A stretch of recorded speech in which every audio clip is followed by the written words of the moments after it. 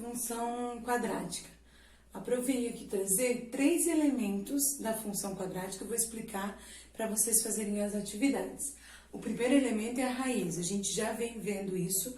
Primeiro eu dei uma revisão sobre Bhaskara, porque na raiz a gente usa Bhaskara. Então, na função quadrática, quando eu quero a raiz da função, eu vou fazer o seguinte: separo A, B e C, que são os coeficientes, depois eu calculo o delta, certo? Aqui no delta, a gente pode ter 3 possibilidades.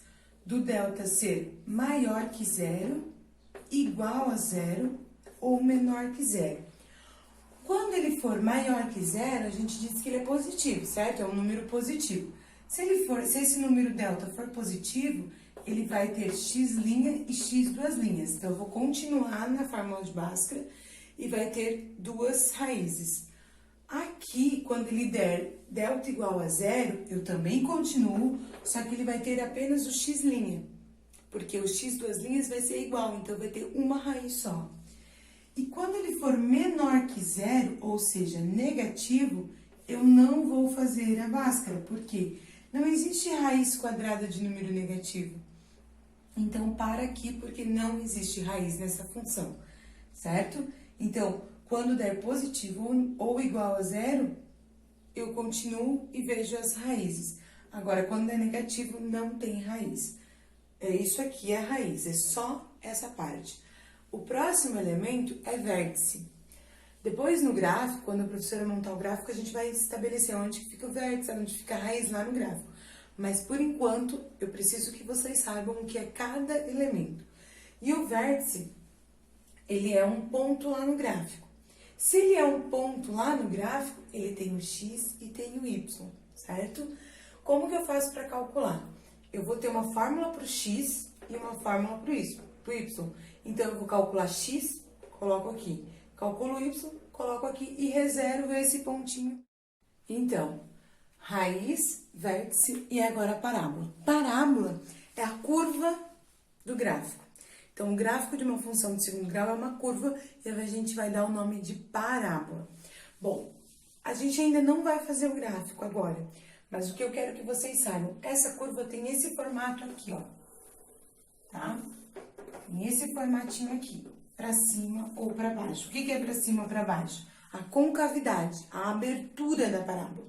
Ou ela tá para baixo, ou ela tá para cima, essa concavidade, a abertura.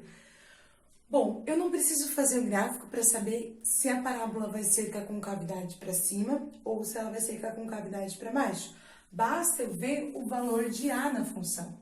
Se o A for positivo, aqui, ó, se o A for positivo, ela vai dar um sorrisinho, vai ser com a concavidade para cima. Agora, se o A for negativo, ela vai ser com a concavidade para baixo, tá? Nesses 2 pontos aqui, ó, aonde ele faz a curva, aonde a parábola faz a curva, a gente chama ou de máximo ou de mínimo. Bom, se a concavidade é para baixo, então o gráfico vem daqui, sobe o ponto mais alto dele e começa a decair. Nesse ponto mais alto, a gente chama de máximo. E se ela tem a concavidade para cima, a abertura para cima, o A é positivo. Então, aqui embaixo, onde ela vai fazer a curva, a gente tem o mínimo. Ela vai até lá no mínimo e começa a subir novamente, tá bom? Então, raiz, Bhaskara, analisando aqui, ó, os valores de delta. Vértice simples, joga nas 2 formas, x e y. Depois, a parábola. O que eu quero que vocês saibam? Que a parábola pode ter um máximo, com a concavidade para baixo, abertura para baixo. O A é positivo dessa função. Se a negativo. Se a concavidade é para cima, o A é positivo e ela tem um mínimo, tá? E é isso aí. Esse é o resumo desses 3 elementos que eu quero que vocês estudem agora, tá bom?